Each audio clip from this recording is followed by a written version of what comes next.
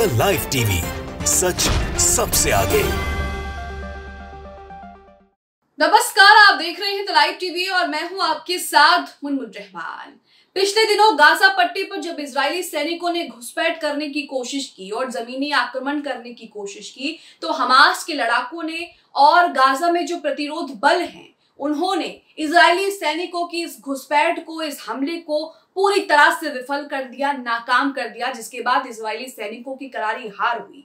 इसी बीच कहा गया कि इजरायली सैनिकों ने जान भी गंवाई है और उनका अच्छा खासा नुकसान हुआ है। इसी बीच खबर यह भी आई कि हमास के लड़ाकों ने इजरायली सैनिकों को बंधक बना लिया है, जिनमें से एक महिला कमांडर भी है। इजरायली सैनिकों की महिला कमांडर को भी हमास ने धर दबोच लिया, जिसके बाद अब खबर आ रही है कि हमास ने, जैसा कि इजराइल लगातार हमास के सामने गिड़गिड़ा रहा था कि हमारे सैनिकों को वापस हमारी तरफ भेज दिया जाए और हमारे सैनिकों को जो है वो रिहा कर दिया जाए, इसके लिए सुलह की पेशकश भी की गई थी इजराइल की तरफ से, लेकिन हमास ने मना कर दिया। लेकिन यहाँ पर जिस महिला कमांडर को हमास ने धर दबोचा था, जिसे बंधक बना लिया था, उस महिला कमांडर को हमास ने छोड़ दिया है, रिलीज कर दिया है, जिसकी तस्वीरें अब सोशल मीडिया पर वायरल हो रही हैं। कहा यह भी जा रहा है कि इसे लेकर आईडीएफ अपनी पीठ थपथपाने की कोशिश कर रही है, लेकिन आईडीएफ ने ट्वीट डिलीट करके उसमें करेक्शन करके ट्वीट फिर से कर दिया। पूरा मामला समझाते हैं आपको क्या है।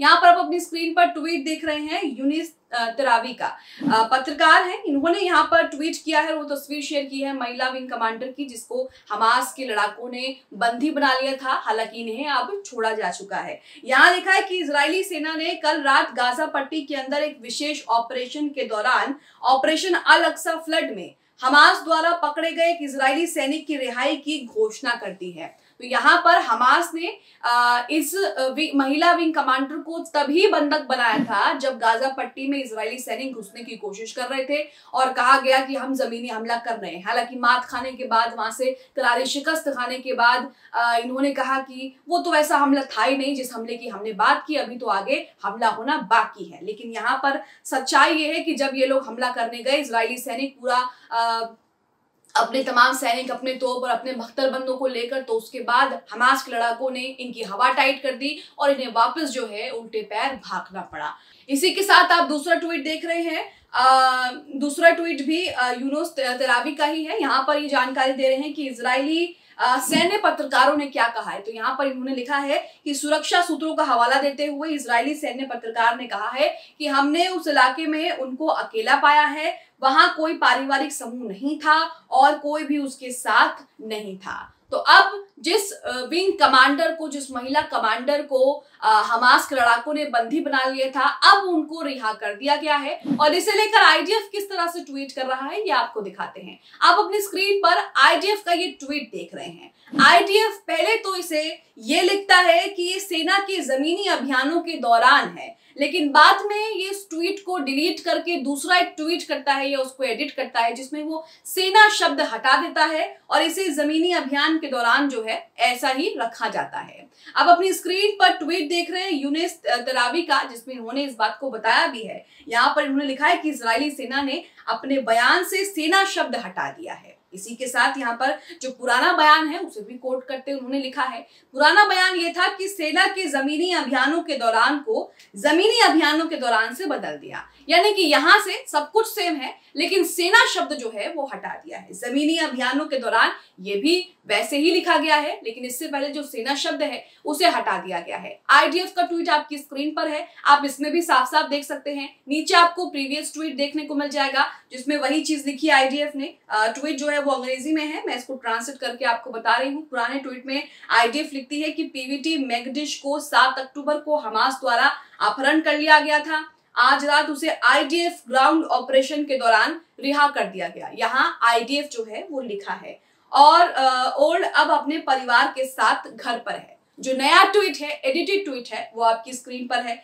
यहाँ पर भी वही लिखा है कि पीवीटी मेगाडिश को 7 अक्टूबर को हमास ने उनका अपहरण कर लिया था। आज रात उसे जमीनी ऑपरेशन के दौरान रिहा कर दिया। यहाँ से आईडीएफ जो है गायब है। इसी के साथ इन्होंने नीचे लिखा है कि ओरेब अपने परिवार के साथ घर पर है। तो यहाँ आप देख रहे हैं कि जिस कमांडर को हमास के लड़ाकों ने बंदी बना लिया था। जब वो इजरायली सैनिक घुसपैठ करने की कोशिश कर रहे थे गाजा पट्टी में, और जमीनी हमला जिससे वो बार बार डराने धमकाने की कोशिश कर रहे हैं। हालांकि ये जमीनी हमला किस तरह से फुस हो गया है ये भी अब आपके सबके सामने है कि किस तरह से इन्होंने जमीनी हमला करने की कोशिश की, जमीनी आक्रमण किया, लेकिन वो पूरी तरीके से विफल रहा और हमास के लड़ाकों ने उन्हें वहां से खदेड़ दिया। उल्टे पैर वहां से भागने को वो लोग जो है वो मजबूर हो गए। इसी के साथ कहा यह भी गया कि हालात इस कदर खराब हो गए इजरायली सैनिकों के कि कई इजरायली सैनिकों की इसमें मौत हुई, कई घायल बताए गए, और साथ ही इनके जो उपकरण हैं, जो इनके हथियार हैं, उनका भी नुकसान हुआ, उनको भी क्षति पहुंची। और साथ ही इजराइल ने हेलीकॉप्टर भेजा घायल सैनिकों को वहां से निकालने के लिए। हालत इतनी खराब हो गई कि ये लोग खुद भी नहीं जा पाए, वहां पर हेलीकॉप्टर भेजना पड़ा युद्ध क्षेत्र में, जहां पर संघर्ष दोनों के बीच हो रहा था, हमास और इजरायली सैनिकों के बीच जहां संघर्ष हो रहा था गाजा पट्टी में, वहां इजराइल को हेलीकॉप्टर भेजना पड़ा उन लोगों को वहां से जो है निकालने के लिए। तो ये चीजें आपके सामने हैं। एक बार फिर से आपको बता देते हैं कि किस तरह से गाजा पट्टी में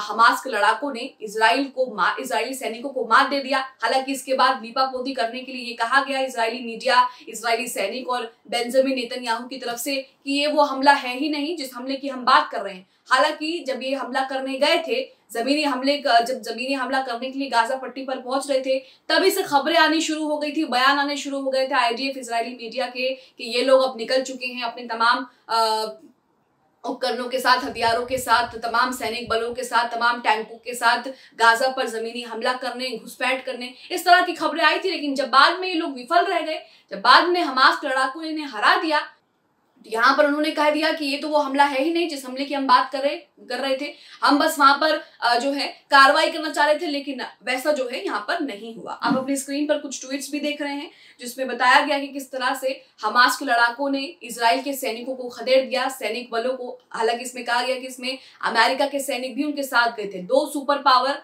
अमेरिका और इजराइल भी अपने आप को सुपर पावर से कम नहीं समझता, बेहद ताकतवर खुद को बताता है, और दोनों ही देशों की फौज जो है वहां गाजा पट्टी में हमास के लड़ाकों से लड़ने के लिए गई थी, लेकिन दोनों को ही यहाँ पर हार का सामना करना पड़ा, बुरी तरह हार का सामना करना पड़ा।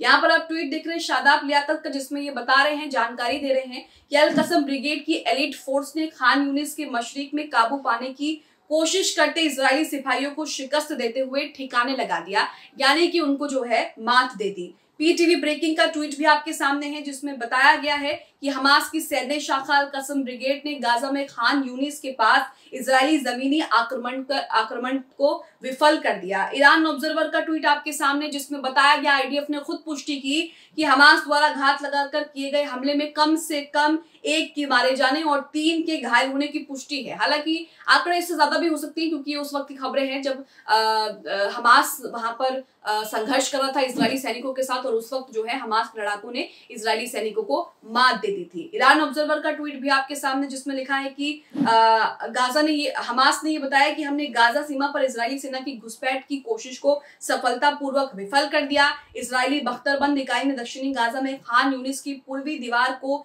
कई मीटर तक तोड़ दिया, लेकिन उसे अच्छी तरह से तैयार घात का सामना करना पड़ा। यहाँ पर हमास पहले से ही घात लगा कर बैठा था और वो जानता है कि इजराइल जो धमकियां दे रहा है उसका तोड़ कैसे निकालना है या उससे निपटना कैसे। यही वजह है कि इजराइल जो शुरू से जमीनी हमले को लेकर डराने धमकाने की बात कर रहा था, सोच रहा था कि हमास जो है वो गिड़गिड़ाने लगेगा, जमीनी हमले की बात करेंगे, और जमीनी हमला वो करने गया भी, लेकिन पूरी तरीके से यहाँ पर उसको विफल कर दिया।